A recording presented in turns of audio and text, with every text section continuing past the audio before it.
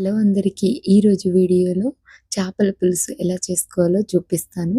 ఇది మా అమ్మ చేసే స్టైల్. మా అమ్మతోనే చేపిస్తున్నాను. దీనికోసం ముందుగా 1½ కేజీ క్లీన్ చేసిన చేపల్ని తీసి పెట్టుకున్నాను. సో, ముందుగానే క్లీన్ చేసి పెట్టేసింది మా అమ్మ. అలాగే మసాలాస్ అన్నీ మిక్సీకి వేసుకుంటాము.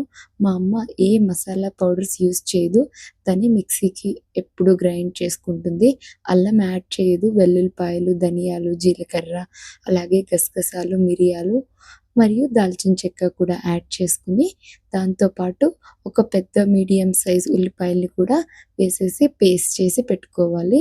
సో, దీన్ని మెత్తగా పేస్ట్ చేసి పక్కన పెట్టుకుని, ఇప్పుడు స్టవ్ మీద కడాయి పెట్టుకుని కరివేపాకు, పచ్చిమిర్చి యాడ్ చేసుకుని కొంచెం వేయించుకోవాలి.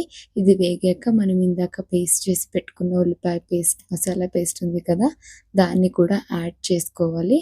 యాడ్ చేసుకుని బాగా వేయించుకోవాలి. ఇదంతా పచ్చివాసన పోయేదాకా బాగా వేయించుకోవాలి.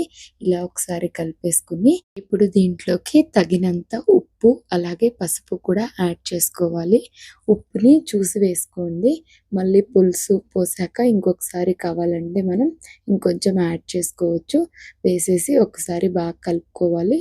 ఇదంతా బాగా ఇలా దగ్గరికి మగ్గిపోయాక మనం క్లీన్ చేసి పెట్టుకున్న చేప ముక్కలు ఉన్నాయి కదా, వాటిని యాడ్ చేసుకోవాలి.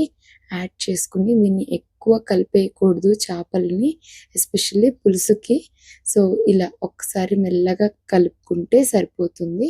దీన్నంతా కలిపేసుకుని బాగా ఒక్క 2-3 మినిట్స్ మగ్గనిద్దాం. మూత పెట్టేసి మగ్గితే సరిపోతుంది. ఇప్పుడు దీంట్లోకి మళ్ళీ కారం యాడ్ చేసుకోవాలి. కారం కూడా మీ టేస్ట్‌కి తగ్గట్టు యాడ్ చేసుకోండి. సో, మేము ఎక్కువ కారం తింటాం కాబట్టి 2 స్పూన్స్ యాడ్ చేసుకుంటున్నాను. యాడ్ చేసుకొని మళ్ళీ ఒకసారి లైట్‌గా కలిపేసి ఇలా మూత పెట్టేద్దాం. మూత పెట్టేసి ఒక 2 మినిట్స్ మగ్గాక ఇప్పుడు దీంట్లోకి ఒక పెద్ద నిమ్మకాయ సైజ్ అంతా చింతపండు రసాన్ని కూడా తీసి దాన్ని కూడా యాడ్ చేసేసుకుని ఇలా ఒకసారి కలుపుకుందాం. అలాగే కావాల్సినంత వాటర్‌ని కూడా యాడ్ చేసుకోవాలి. సో, మీకు గ్రేవీ చాలా థిక్‌గా కావాలంటే ఈ స్టేజ్‌లో ఒక 4-5 బెండకాయ ముక్కలు కూడా యాడ్ చేస్తే థిక్‌గా వస్తుంది. లేదు వాటరీగా ఉన్నా పర్లేదు అంటే అలాగే వదిలేయొచ్చు. ఇలా ఒక 5 మినిట్స్‌కి ఉడుకుతం స్టార్ట్ అయింది. సో, ఒక 25 మినిట్స్‌లో మీడియం ఫ్లేమ్‌లో పెట్టి ఉడికిస్తే చేపల పులుసు రెడీ అవుతుంది. అస్సలు స్మెల్ ఉండదు, పచ్చి వాసన రాకుండా. ఇలా ఏ మసాలాస్ యూజ్ చేయకుండా ఒకసారి ట్రై చేసి చూడండి. టేస్ట్ అయితే నెక్స్ట్ లెవెల్ ఉంటుందసలు. Thank you.